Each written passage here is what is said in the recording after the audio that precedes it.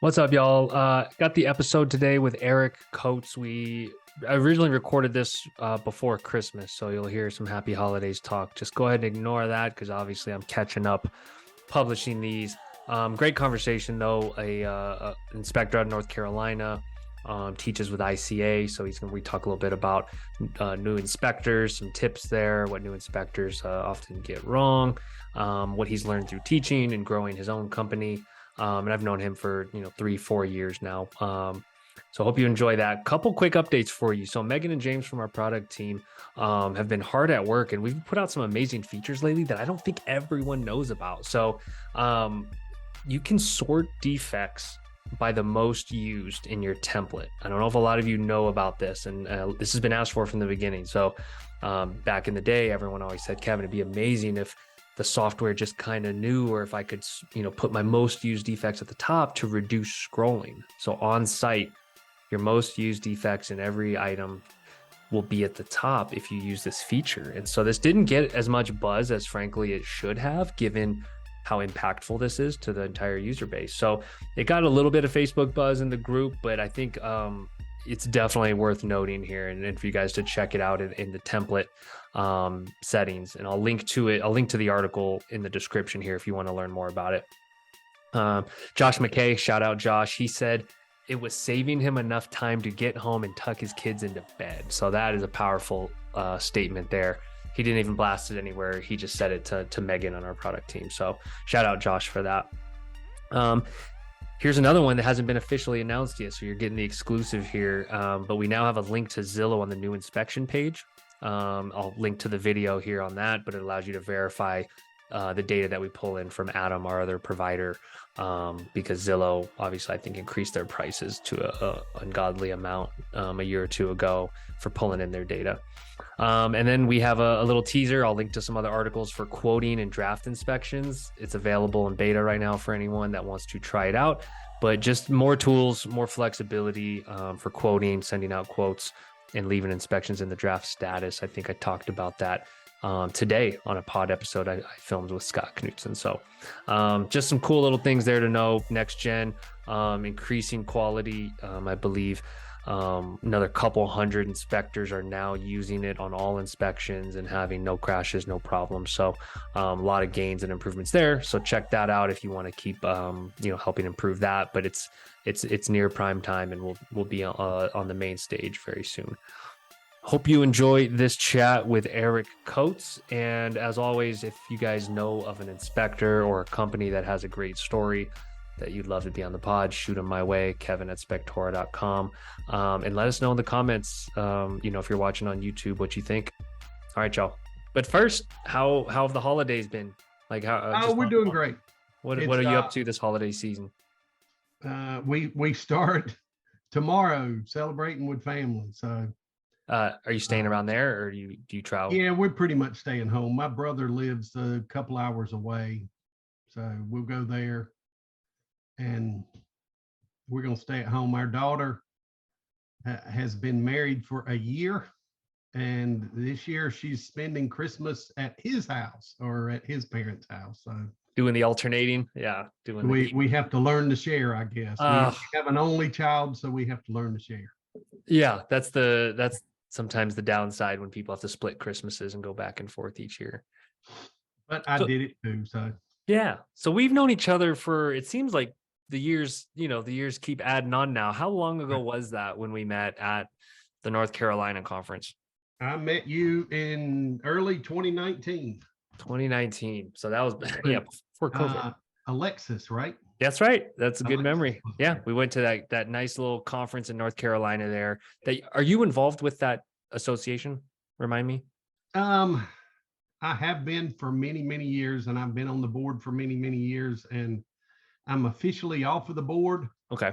But I'm still kind of behind the scenes helping and helping make it all happen. And the conference this year is at the beach, at Carolina Beach, and I'm gonna go help.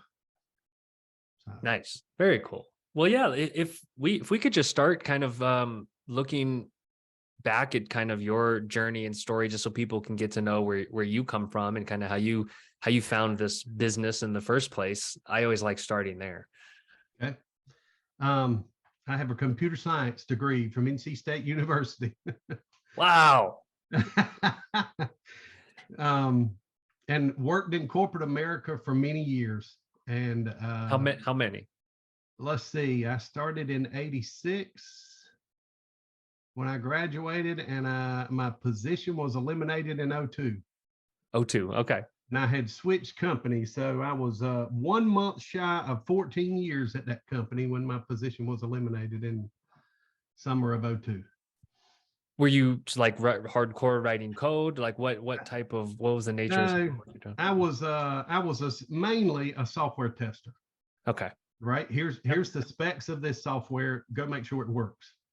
Now I'm a house tester. So Did you enjoy that world?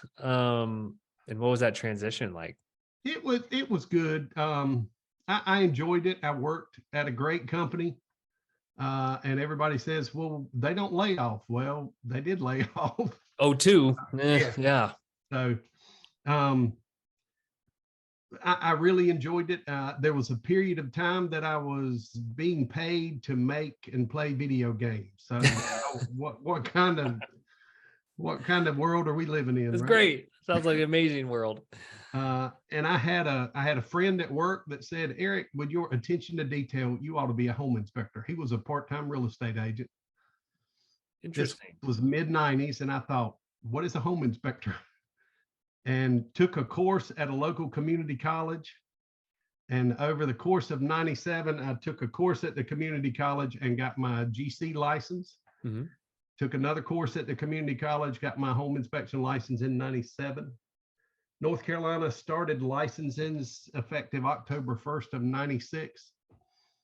And I got my license early October '97.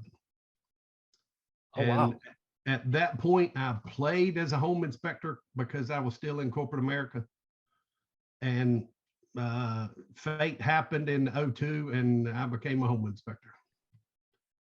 So did you have kind of, I mean, that's like 5 years to kind of ramp up. So were you building relationships and kind of No, like, no? Okay. It was a I was cold I cutover. was playing as a home inspector, and actually, a friend from work and I did it together. When I showed up to that class at the community college for the home inspection, he was there. So he and I did it together. We built a Word document that was our take paper in the field to take notes, and we Mhm. built another Word document that was our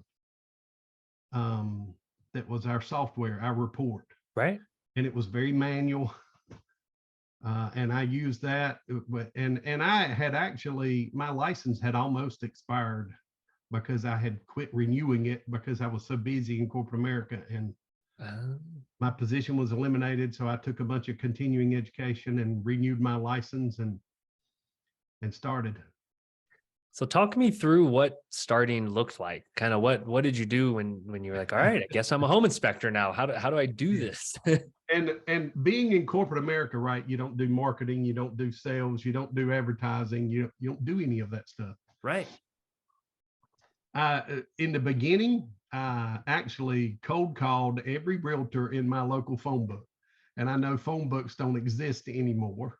Right. Um, but I cold called realtors, and one of them invited me to a BNI group, a Business Networking International group. And that's an organization that has chapters that allows one person per profession. And you go, and that organization can teach you your 30-minute elevator speech, how to do a 10-minute presentation. You learn all of that stuff and start making relationships and start marketing to realtors. What was your hit rate, would you say, with these cold calls? Like what would you say your rate of like, oh, hey, great, nice to meet you. I'll use you on the next home inspection. Zero.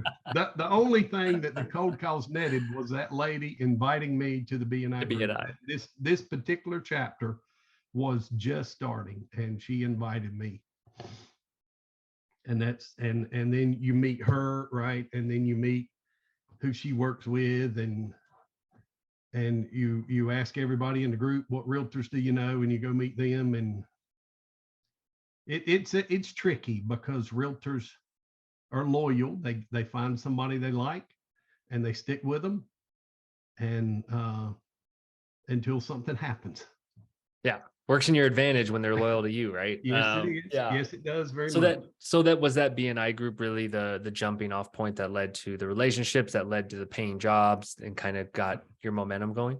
It was. And then, there's all kinds of groups. I've been in Rotary, Mhm. which is more of a service group as opposed to a networking group. And you've got chambers and all of that. It is all about meeting people. The philosophy, right, in BNI is they got to know, like, and trust you. Know, like, and trust. That's a good If someone takeaway. does not know you, they're not going to send you a referral. Did that part come pretty natural to you? Because you're a personable guy. I liked you right when I met you. Did you just kind of naturally know that, hey, if you just talk to people and get to know them and you build relationships, or did you have to kind of learn it through experience? Well, and naturally, I'm an introvert. And my wife changed that over many years of being together. She and going, and so and as a business owner, self-employed, you learn you got to go meet people and you got to talk and you got to the 30-minute elevator speech, right? Who are you? What do you do? How can I help you? Yeah. And I love your story because you majored in was it computer science? You said, Yes. right? Yeah. So if you could do that and turn into kind of like, hey, there's a certain level of personability and likability that a home inspector needs to have. That's quite the change. Not a lot of computer science majors can say they went and built relationships with hundreds of agents. Because most of us sit in a cubicle or an office right here at the computer and we're Yep. happy, right? Yeah. Yeah, exactly. Exactly. Okay. So you get off to a good start. Kind of what's that journey like, from then till now? Because that's quite a career over the time. Was it just a straight linear kind of growth from 02 till No, now? well, we had, right, that was 02, um and then in the late 2000, right, 2009, we had the housing market crash. And so that was and my wife was a part-time worker at that point with a nonprofit, and during the housing market crash she went and got a real job and with benefits so that we could quit paying for insurance and things like that. So I can remember at that period we still had a home phone, and the cell phone has always been my company phone. Mhm. Occasionally I would use the home phone to call the cell phone because I was sure it had been turned off because it never rang. This is a great segue into kind of what the current environment is reminding people of. Are you seeing any parallels in terms of the fall off now, or like how would you characterize now versus living through 08, 09? Well, and that was a drop off, right? That was a cliff. Cliff. Yeah. This has been, COVID changed everything in our world, but and I'm fortunate in the Raleigh area. We are always ranked as one of the best places to live. North Carolina, one of the best places to be, and A lot of people are great moving growth. here from everywhere, and so we have a great market. And COVID 20 and 21 were off barely, but not bad. 2022 has been a very weird year, and I was actually at the Triangle chapter of the association meeting this Tuesday, and there were a lot of people. We had a special guest. There were 40 people or so, and I chatted with several, and everybody's saying it's a weird year. It's an off year. One multi-inspector firm guy there said they're running at about 3/4 pace right now. 3/4. And he said, I'm trying to keep guys happy so they don't leave. Yeah. Feels like a tale of 2 years. It's been very roller coaster. It's some weeks we are slammed. The next week it's like, what the heck is going on? Yeah. Yeah. The volatility in mortgage rates is kind of unprecedented to see.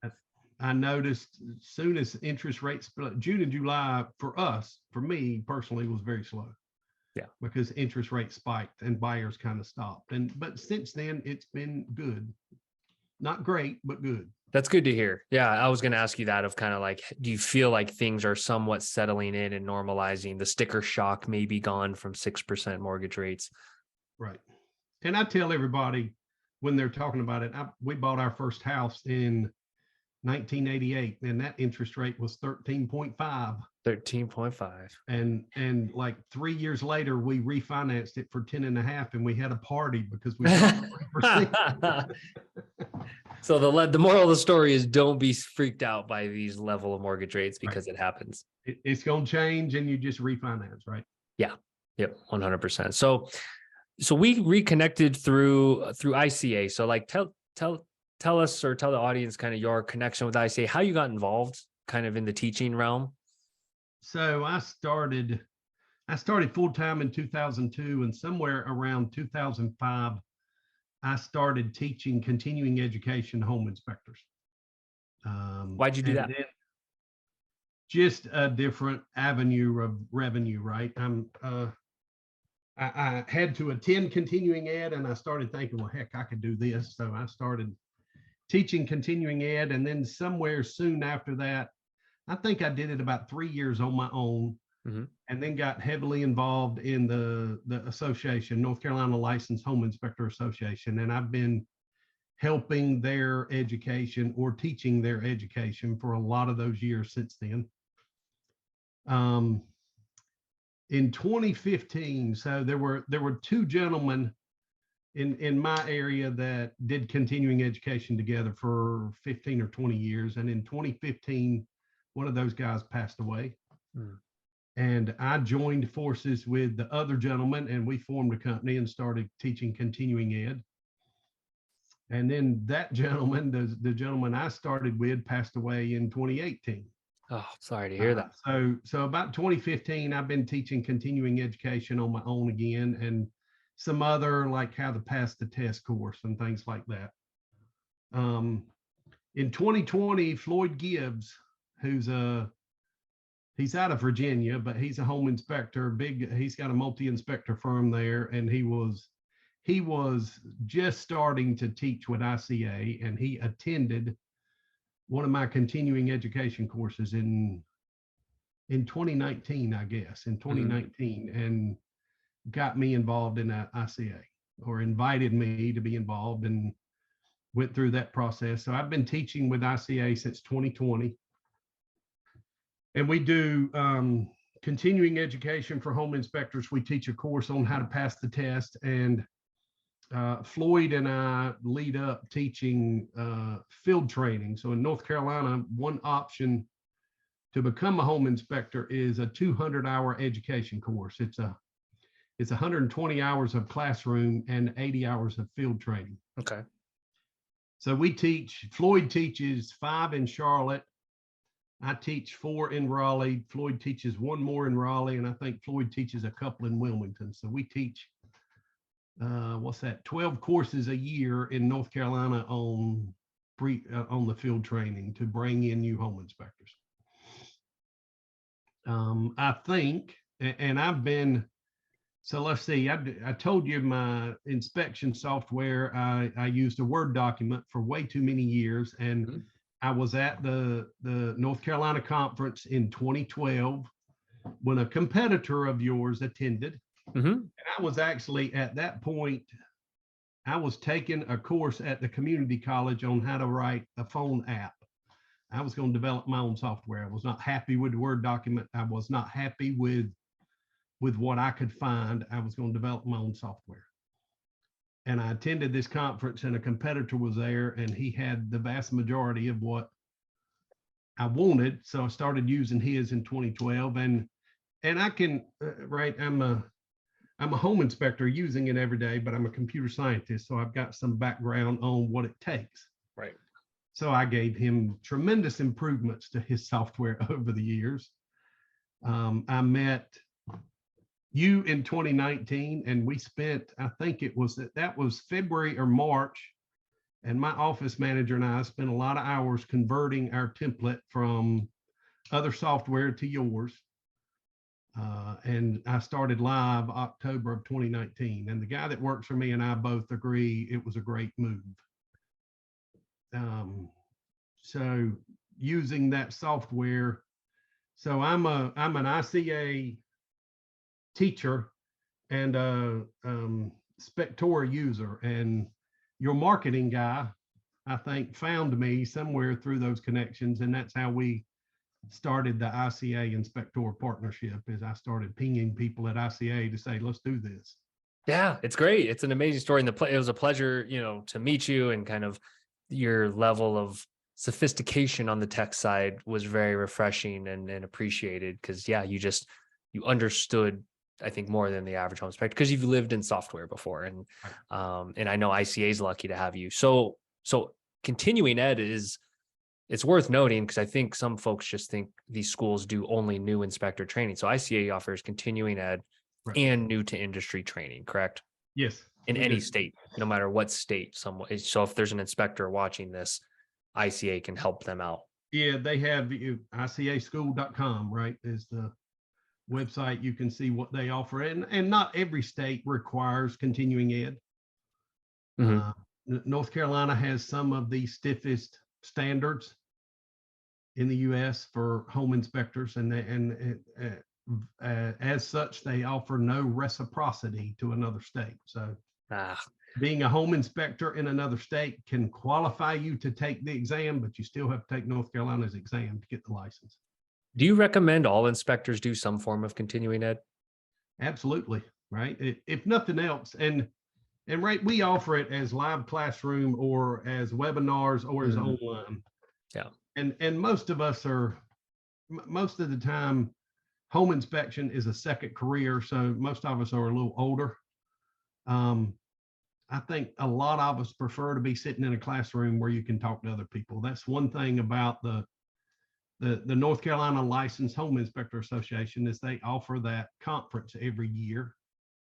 And it's a time to go network with other home inspectors. We are loners, right? Most of us are a one-man show. We work by ourselves. We do everything by ourselves. So occasionally it's good to see others that do the same thing, and we can learn from others. Yeah, it's a lonely industry. And I was very impressed with how many in-person classes ICA had nationwide. Right. I was so pleased. It's just like no matter what region or state you live in, there's a class that you could get to nearby. And I like that. It's not a challenge anymore, but it was a challenge during COVID. I can only imagine. Can only imagine the audio visual issues and the coordination and people. Yeah. Getting a room in 2020 when I was doing continuing ed, and we home inspectors wait to the last minute. We have to get our continuing ed in North Carolina before September 10th and renew before September 30th. And so nobody holds classes till the summertime because we home inspectors procrastinate to the end. But I was scrambling. I actually held one course when we were going to Wilmington. The hotel would not let us come. They changed their mind and would not let us come at the last minute. And my brother lives near Wilmington, has a very nice detached garage with heat and AC. So we were in his garage for the class. No kidding. Yeah. Hey, sometimes now it's easy. Hotels are open. Everything's open. We can get back in there. Hey, you did what you had to do. I respect it. We did it. We keep going. Yes. What are some key learnings and takeaways you've found over the years, kind of teaching inspectors, doing continuing ed? There's got to be some themes over the years that you've kind of learned being on the other side of it, maybe teaching as opposed to, obviously in the field, there's learnings when you're a home inspector. But what have you learned kind of teaching and guiding home inspectors? And to me, that's the value of a live classroom is people will talk. I have my experience, and I live in the Raleigh area of North Carolina, and North Carolina is unique because we got mountains on one side and the beach on the other. And we build it, the whole middle of the state builds it one way, but you build it completely different at the beach and completely different at the mountains. And that's not the experience I have. So being in a classroom and listening to the experience of other home inspectors, I always walk away knowing something different every year or something unique. And then when I advertise to realtors locally and they ask, will you go to, I say, yes, I'll go anywhere you will. And someone said recently, well, I'm selling a house at the beach. And I said, okay, I can get you a good home inspector at the beach.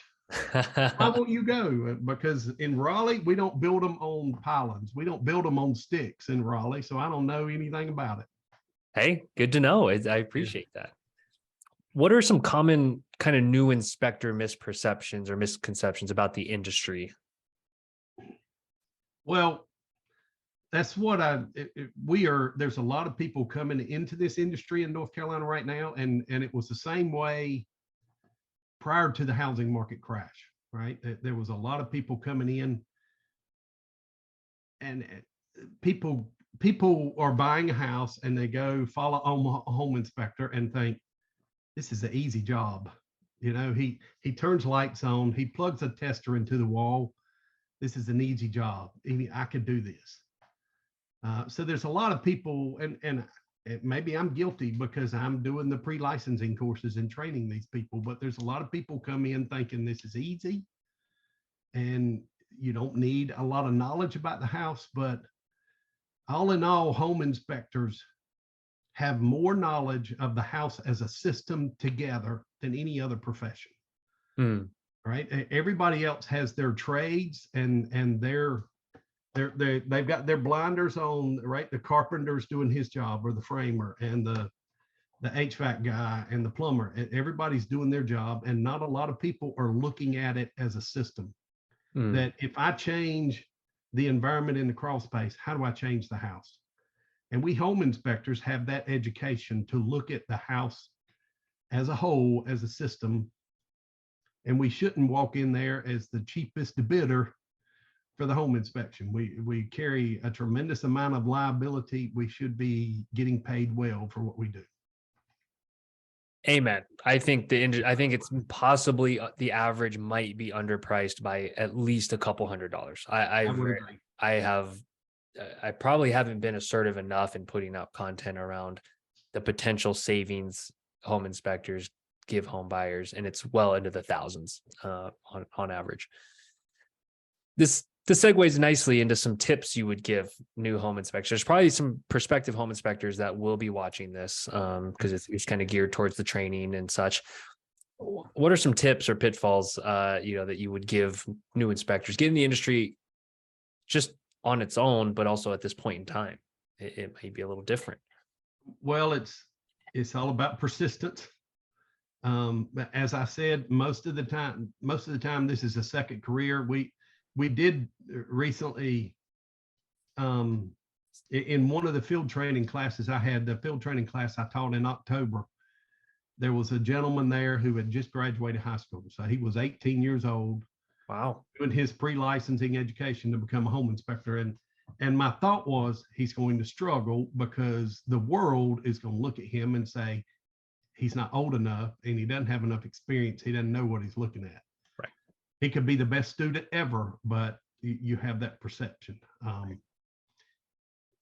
Persistence, right? Most of us as a second career, don't quit your day job first. Build this slowly. And there's a lot of people that have flexibility now in their jobs that they can do them different times. So you can have flexibility in scheduling this. The beauty of it to me is I get to set my schedule and I can work as much as I want or as little as I want, but I get to set the schedule. The reality is if you don't go do that home inspection, you don't get paid. So it's all about scheduling, and it takes time. It's not something you're not going to start out gangbusters in the beginning. It's going to take time, marketing, and networking to build this into a full-time career. That's such a great point. I think some out there, maybe they see marketing from somewhere that makes them believe it's a six figures quickly kind of job and industry. And I think I think we know better. So that's great advice. Do you find a lot of your students are doing the part-time kind of ease into the industry approach? Do the high majority have flexible jobs? And recently, and I happen in the Raleigh area, I'm about an hour away from Fayetteville, North Carolina, which is a huge military base at Fort Bragg. We just finished a 10-day pre-license or field training course last Friday, actually, and there were two students in there that one was 19 years and 5 months in the military, and one was 19 years and 8 months in the military. So they were planning their next career when they retire at 20 years. So I'm seeing, I tend to have multiple military people. And the other inspector that works for me is retired military. And he told me in the beginning when I was training him, he said, Eric, I've been taught procedure my entire life. He said, I can follow a procedure. You show me the procedure and I can follow it. And he's done a great job of that. So I thought, if I ever hire somebody else, maybe I go looking for retired military because they will follow procedures. They know standards of practice when they see it, and they love Yes, nothing sir. more. I grew up in a military family, so I have great respect for military, the mindset. Right. What other industries do you see being successful home inspectors? Do you get such a unique vantage point? Like, what else besides the military do you find they tend to do well? Well, I don't know if I can relate it to an industry or if it's the detail oriented people, right? Okay, There's correlation with being detail oriented, maybe, as opposed to. Somebody told me one time, and I've never tried to calculate it, but somebody told me when we walk into a house, we have 1,500 items to look at. And you can, right? Our standards of practice state that I have to inspect a representative number of items, which means one receptacle per room or one window per room or door or something. Well, that's not me. I'm going to touch everything I can get to. And that's the way we train people, is to touch everything you can get to, because if you only inspect one receptacle in a room, that's going to be the one receptacle that's behind a piece of furniture and never gets used. So do the rest of them work? So I think it's the detailed oriented, the be willing to learn a procedure and follow that procedure. And I struggle because, right, we teach people in this field training how to write a report, right? We're following North Carolina standards to write a report. And reports are, right, software is either room-based or systems-based. And the report really needs to come out in systems-based, and then all of the electrical defects are together for the electrician. Right. For us home inspectors, it would be easier to be a room-based. And that's what I noticed in the people in this class when they're starting to learn, is they let the template drive what they do in the field. And I have to say, stop, right? Here, you remember the procedure we talked about, follow the procedure. That means, yes, you got to go from electrical to plumbing and then back to exterior. You got to jump around in the report, but follow the procedure. Oof, that's that's really insightful. And gives me things to think about on the software side of how we can innovate and improve on kind of that tendency, or the reality of going room by room needs to output system by system. One of the things on that list you gave me is one wish item for Spectora. Yep. That's my wish item, is I want a room by room template that produces a systems-based report. It is doable. I know we have looked into this in the past. Yeah, right. we have tossed this around and started talking about the technical complexities of it. Right. It's going to be complicated. And then the real complication, though, is, right, I personally have a deficiency or defect or observation in my report that is, I don't know, the receptacles listed above have reversed polarity. And I used the location list in Spectora and create a list in that defect. So I have one defect for reverse polarity. But if we go to room by room, right now, I now have 3 defects because it existed in 3 separate rooms that really, for the report, needs to go to 1 defect. So that's your challenge. It is the industry age-old debate for sure. Right. Yeah, because when there's only 1 defect present, not an issue. When there's more than 1 in the same item, and it becomes a challenge. So yeah, I hear you. I want to shift a little to kind of how you view your business and what people could learn maybe from you being an operator for 20 years and having a successful business. What are some core tenets or philosophies that you kind of adhere to with your home inspection business? Like what's most important to your business? Well, to me, it's honesty, right? I'm gonna treat Mm, people fair. I don't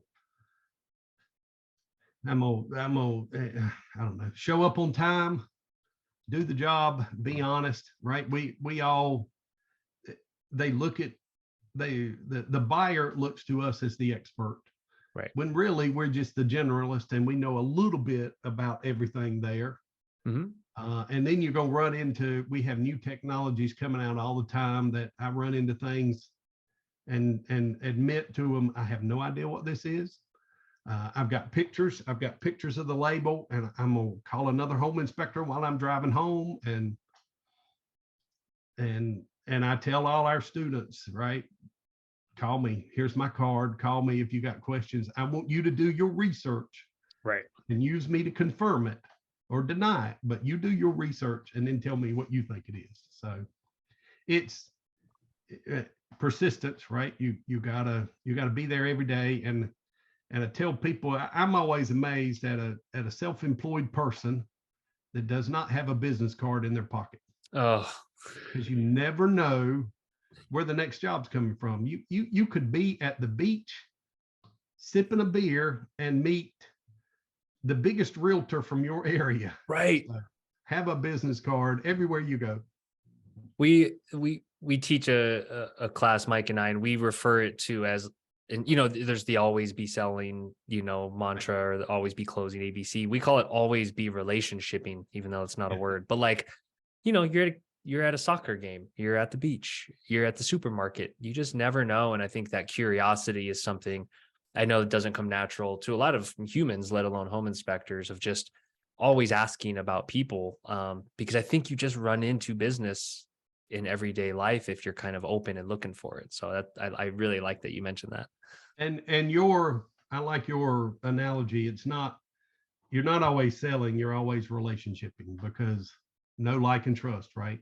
No, like, and trust. Yeah. They've got to know you before they're willing to take a chance. Yeah. And that marketing, right? I always do presentations at realty office. You take them food, you present for 5 minutes, and you hope, and that does not net a lot because they don't know you. Right. It's all about a relationship with someone. What what are some of those intangibles that go into some of your best like agent relationships? Like what does that look like you said, like someone has to know, like, and trust you, but like how? How do you get there? I, I don't know. One of my biggest agents over the years, he's a younger gentleman as a realtor. He's been very successful. I met him because I was working for the buyer of his first listing Okay. years ago, and I met him and talked with him, and he's used me ever since. Knock on wood, right? He may Yeah. be calling somebody else today, but it's all about building that relationship and maintaining it and staying in touch with people.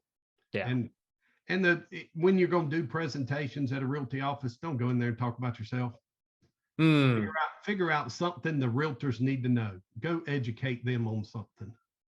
You're going to leave a flyer, you're going to leave a business card that has your information. Go educate them. oh, you just that very well said, Eric. Don't talk about yourself. Tell them That's tell them the difference between hardboard or masonite siding and fiber cement or hardy plank. How can they learn the difference when they're doing a new listing? teaching them. I like it. Adding value. Adding Yeah. value.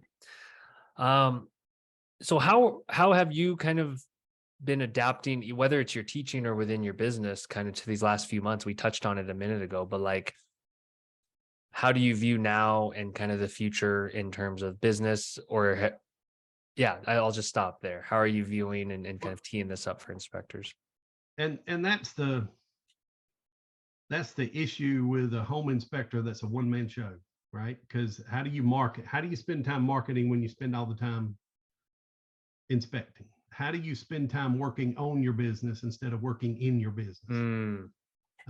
So that's a challenge. And do you set time aside, set a day aside that's not on the schedule to do home inspection so you can go market? And when things are busy and going well, you don't need to market. But when they're not, you learn, I got to market. So I have, and that's what I've started doing over the course of this year, is I've gotten back into doing more marketing, more relationships, more pressing the flesh or shaking hands and meeting realtors. So does that look kind of like going to those associations that you're a part of, the organizations, just more activity? Is that kind of how marketing kind of is defined in your eyes? More activity. Do I go back? I actually have joined a B&I group again this year to go do it that route. And are you a member of any local realtor associations that you, or how do you sponsor events where realtors are? How do you meet realtors? Yeah. Just how do you get in front of them? With them? And I know there's guys that are going to say, we don't need to be marketing to realtors. We need to be marketing to the public. But in my reality, the client doesn't hire us. We work for the client, but the realtor hires us. The realtor is, if I need to meet buyers, realtors know buyers. And so I need to market to realtors and be on their list. Yeah, it's just the reality. I think it's a great idea. I know inspectors want that, but at the end of the day, the structure of the industry is still set up the way it is. The realtors bring the buyers. Yep. So marketing for sure for new inspectors, it's going to be one of the toughest years probably in recent history that for them to kind of get their name out there, or maybe less inspections to go around. Do they all seem prepared for that challenge? Do you think, hey, they don't know what they don't know yet and they'll figure it out? Yeah. And I don't, North Carolina requires a 200-hour education course, 120 in the classroom and 80 hours of field training. And the 80 hours of field training is 10 days and supposed to be 10 site visits. Mm-hmm. If I'm hiring you, you're going to do a whole lot more site visits with me, right? So we all realize that 200-hour course, a person is probably not prepared 100% to go. And I tell the students, start tomorrow. Your house, your parents' house, any siblings, anybody, neighbors, go inspect, go get practice, write a report and give them that report. Give a report to somebody that's not in the real estate industry and have them read it and take their criticism, because they'll help you tremendously in writing a defect statement that the general public can understand. That's great. Simply asking for feedback's underrated just in life, let alone when you're starting a business. So what other, I'm curious from your vantage point, what other kind of trends or kind of industry changes you've seen or anything, even it could be something that excites you kind of about the future of the industry.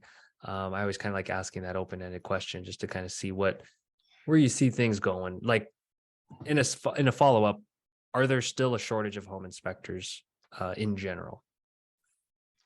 Who knows? Right now, probably not. Probably not. Because of how slow things are. But next year, right? That's one of the questions that I had in preparing for this is, what's the future and who? That's beyond me. I don't know. We are right. Interest rates are always going to change. That when we go back to less than 2%, that was kind of ridiculous. But who knows? Like I said, I happen to live in a good area that is always a desirable place for people to move to. So we have a lot of people moving here, and we can weather some of these storms that may not be able to in lower density areas. But as far as the future, I don't know. Do you do? Is there much? I'm hoping to be booked 2 weeks in advance, and that's the faith of this job, is that the phone's going to keep ringing, or people keep going online and scheduling, and the schedule stays semi-full, and I can keep moving. Yeah, there's definitely a lag between that marketing and then that virtuous cycle of the schedule just continuing to be booked out. It makes it a tough industry to be in, but a good one once you have that flywheel kind of going. I'm curious if you do a lot of new construction inspections or commercial, or kind of what's the breakdown kind of the different types of inspections you do. I personally do very little of what I would consider commercial, and there's occasionally an office townhome or something like that's really a house, but really commercial, I don't do any. I don't focus on it. And especially somebody tried to hire me recently for a great big building, and I'm like, no, because it's going to have 3-phase power, which I don't see every day, and it could have chillers instead of HVACs. Here, call this engineering firm. They do that all the time. Okay. I don't do a lot of commercial.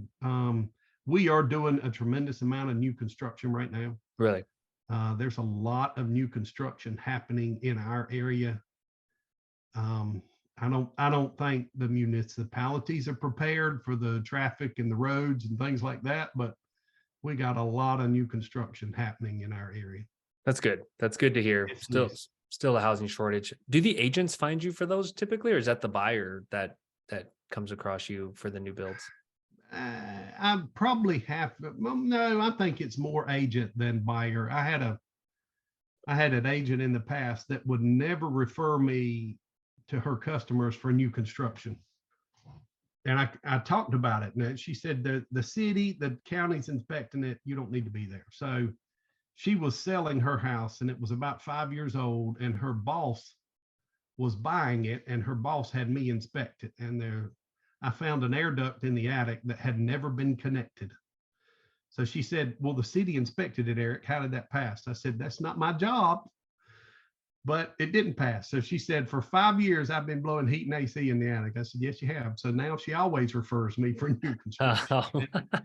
And we home inspectors know we'll see things every day that we'll ask, how did this pass the building code inspectors or inspection? And this is nothing against any building code inspector. Those guys are woefully overworked.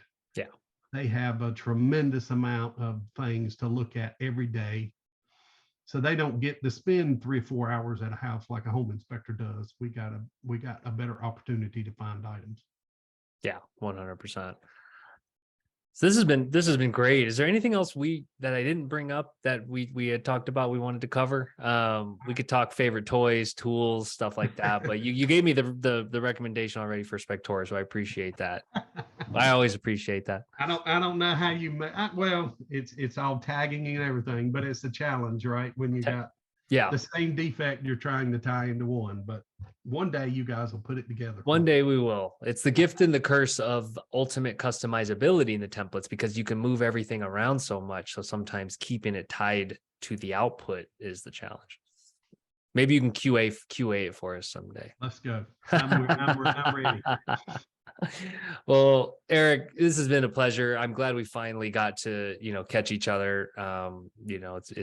I enjoy talking to you every time we do. And I'm so happy you're helping out with the ICA stuff, and still, the business is still going well. Thank you, sir. It has been a pleasure talking with you and catching up with you.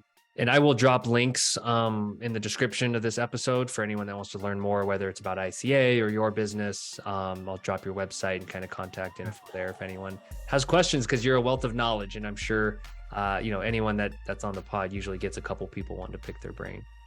Thank you. All right. Well, appreciate the time, and happy holidays. Yeah. Merry Christmas. Yeah. You too. Bye.